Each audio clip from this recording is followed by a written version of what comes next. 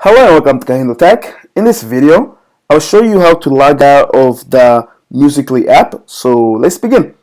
First, open up the app. Once you have it open, go to your profile page. To do that, look on the bottom right corner. You see the very last item on the bottom right corner?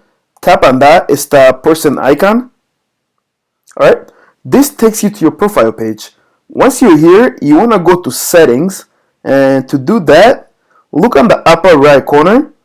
To the right of where it says KahindoTech, tap on the little gear. Alright, and then this menu comes up. Tap on where it says settings. This takes you to your settings.